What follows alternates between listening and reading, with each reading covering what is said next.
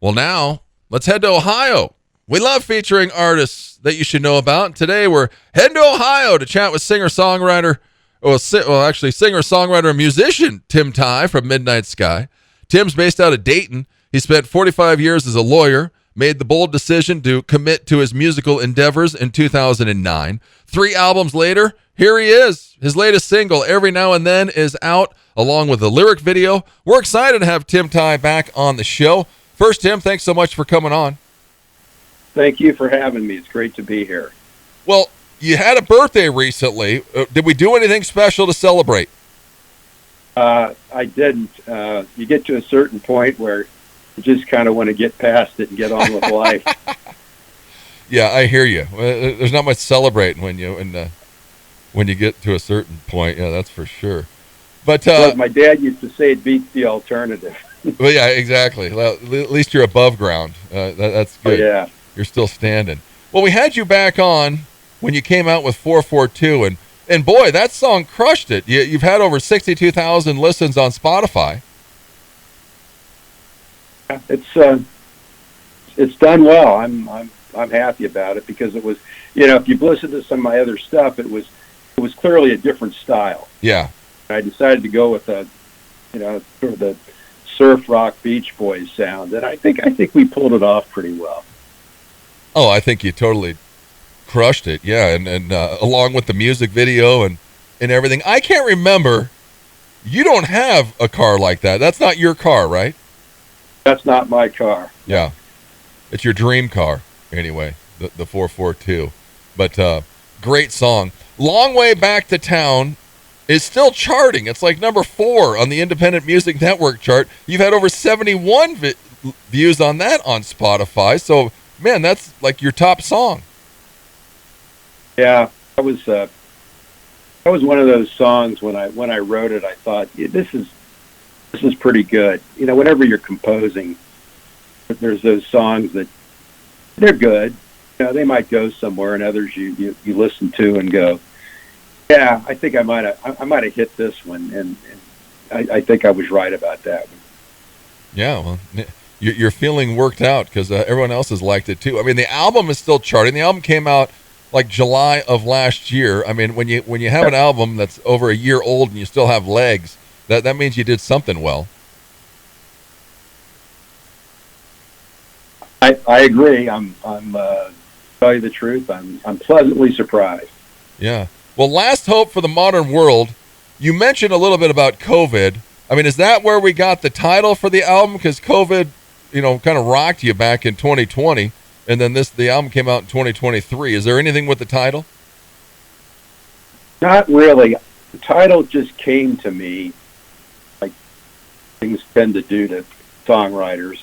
I didn't know what it meant for sure. I just thought it's the kind of thing. It's intriguing because, of course, you don't know what the last hope for the modern world is, and it could be something rather grim. But the title song, was the last thing I wrote for that album, and I decided to make it upbeat and said, "Love's the last hope for the modern world." So, in fact, it turns out to be something positive. Or I could have taken it in another direction. Yeah. Yeah, I mean, being a lawyer for years, I mean, were you living in Dayton? Why Dayton, Ohio? I was born here. Oh, wow. And I was born here, and I got out of law school and went into practice, and practices tend not to be portable. So it's not even going to another city in Ohio would have been difficult. Going out of state would have been even more difficult. So here I am. Here you are in Dayton. Well, and you mentioned last time, you said, well, that they say on my bio that, you stopped doing the law work, but you were still doing it. Are you still practicing law? I'm sitting in my office right now. It never ends. He's never retiring. So that's good. Well, on your photo shoots, where are these pictures? Because you're like in the forest, you're like by a cabin. Is this in Ohio? Where is this?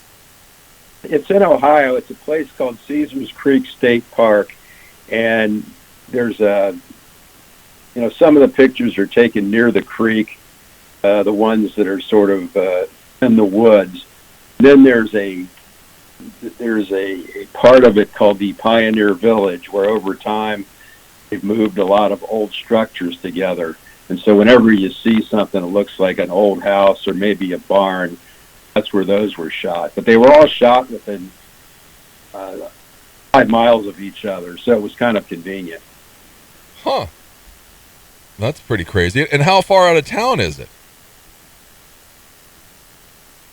I'd say it's 20 minutes from my house. Oh, okay. So not too far out of the city. So I go out there and hike. I go out there and hike around a lot. And I told my photographer, he had these ideas. I said, let's go to Caesar's Creek. Trust me, you'll find enough backgrounds, and he was happy with it too. Yeah, no, it's great scenery. You mentioned last time that you used to write parody songs before you started writing real songs. Do you still have any of those? No, because for one thing, I didn't have the means back then to record anything, and by the time I did, I couldn't have cared less. So I would have loved to hear some of those. Those were probably great. I don't know about that. They were some of them tended to be a little raunchy too. So oh yeah, I tend to, if when you listen to my stuff, it's pretty much PG. I know it's gotten to be common to have what they call explicit lyrics, but my approach is if I want parents to be able to listen to my stuff in their car or their house, not be embarrassed when their kids are sitting there. Yeah, or have to turn it down or something. That seems like that's the cool thing in country music now, is to have like one bad word in your song. Yeah. You got to have something. I mean, again, I'm sure I could write a raucous, dirty song probably as well as anybody, but to me, there's really just no point. Although I love a guy named Wheeler Walker Jr. Well, there you go. If you've run into him, there's a guy that just manages to he never runs out of ways to use dirty words. It's really kind of fascinating. Yeah, he's got a gift, that's for sure, to make it work like that, which hey, whatever. Now, when you listen to your stuff, Tim, you've got all kinds of vocalists on here. You sing a couple of the songs, you got different vocalists on here. When we write a song, how do we figure out who's going to sing it? I don't think I've ever written a song with a particular vocalist in mind. Although I've got quite a few in my, if I can use the word stable, who are available to me. But once the song's written, then I think about who's the best choice for this. And my two favorite vocalists are both named Nicole, interestingly enough, and both of them were featured fairly often on Fast Hope. Yeah, and I mean, when you told me that last time that it was different ladies, I was shocked because they really sound alike. They do. One of the things that differentiates them, I think, is their approach to arranging the backups. The tone of their voice, the timbre of their voice is pretty similar, but if you listen to them enough, you'll tend to notice that each one has an approach to doing the backups that differentiates them a little bit. Huh. I'll have to dial in a little bit more. Go check out Tim. He's at MidnightSkyMusic.com. He's on Facebook, Instagram. Go to YouTube. Check out his stuff. His latest single, Every Now and Then, is out now, along with a lyric video for it. Because who's producing your stuff? Is it somebody in Ohio? Nope. It's a fellow by the name of Chad Burton, who lives up in northern Indiana, in the, I guess you'd call it the Chicagoland area. And his wife is Nicole Garza, who is one of the Nicoles, who sings on on some of the tracks. Okay. And Chad is a amazingly talented songwriter, guitar player. There's a lot of guitar work by him on these tracks, and a great engineer. And I have to credit him with an awful lot of the quality of the production. Yeah, no, your stuff sounds great. You can go check out Last Hope for the Modern World. You can go to Spotify, check out all of Tim's stuff. He's got 3 albums on there. Because 12th Street Serenade, is that you playing guitar? No, it's not. I hired a flamenco guitar player. Okay. I was like, wow, Tim's got some talent. Yeah, no, someone else does. And then Way Out West, that's a cool song. You mentioned Colorado, so have you been out here? Yeah, it's interesting. I remember getting the idea for the song when I was on a cross-country skiing trip in the Metho Valley in Washington State. It was snowing, and it was kind of a romantic place. And then I came up with that line, 14,000 feet reflected in your eyes. That takes us to Colorado. I play fast and loose with the geography a little bit, but that's basically, I'm thinking of Colorado when I'm writing that song. Okay. And you like to ski. Is there skiing in Ohio? Yeah, if you like skiing on golf courses. That was so funny when I lived out in Madison, Wisconsin. They had a ski slope. It was like a man-made dirt hill. I was like, that's not really a ski slope, guys. But yeah, I could imagine what it is in Ohio. Probably about the same, but that's pretty funny. It's pretty similar, yeah. Yeah. Well, congratulations! You're up for the International Singer-Songwriters Band Album of the Year, and you're up for Josie's Male Country Album of the Year. Are we going to any award ceremonies? Yeah, the ISSA ceremony is a week from this Saturday, and I'll be going to that. And then Josie's are at the end of October at the Grand Ole Opry, and I'll be going to those. I mean, let's face it, at this point in my life, I was honored, thrilled, stunned to get those nominations, and I'm going to the shows. Yes. Yeah, you might as well go and soak it in. Because have you been to the ISSA Awards before? No. Yeah, it's pretty sweet. I would like to go out there and go. It's just Atlanta's a little bit of ways from Wyoming, and it costs so damn much to go out there. Because how far are you? I imagine you're probably driving. I'm going to drive it. I think it's probably 7 or 8 hours. Wow. It's doable. It's doable. Yeah, that's nothing for us out here, but that's a bit of a jaunt anyway. Yeah, Asheville's 5 hours. That's even better. Yeah, that's a little bit closer. Every now and then, the lyric video. Who does your lyric videos? I use a PR guy named Mike Stover, and he has somebody that puts those together. Okay. And more than that, I don't know. Yeah, I mean, you wrote this song from like a female perspective. Was it hard to write this song? Actually, I didn't write it from a female perspective. It's just the female ended up singing it. Oh, okay. Yeah, that song had been bouncing around in my head for at least 10 years, and I had the chorus written. I made a few tweaks to it.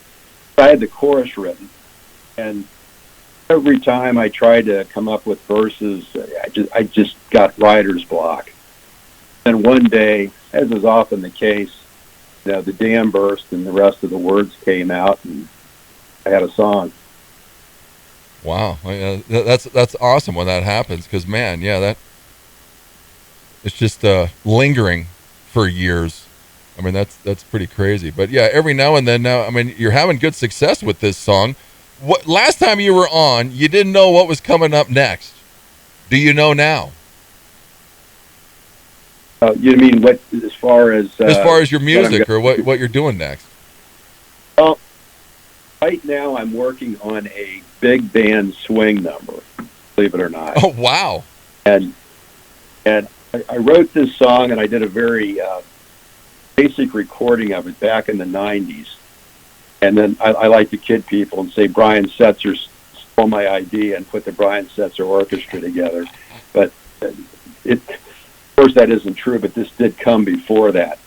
And I always thought I'd like to do a better version of it with real horns and stuff. We're about ready to put the vocals on, and I think it sounds terrific. Hopefully in the next month or two, I'll get that out there. Oh, nice. Are you singing on it, or is one of the Nicoles, or who? One of the Nicoles will do the backups. I may sing on it. This is one of those projects where we're almost interviewing some vocalists, trying to get just the right approach, because I don't want, even though it's a big band type song, I don't want someone who sounds like a crooner. Yeah. I don't want someone who sounds country. So anyway, we're just taking a little bit of time. It's almost like doing auditions for a movie part. Yeah. We'll find the right one. Could be me, but might well be someone else. Yeah, interesting. Wow, you went from 4/4/2 to now a big band swing number.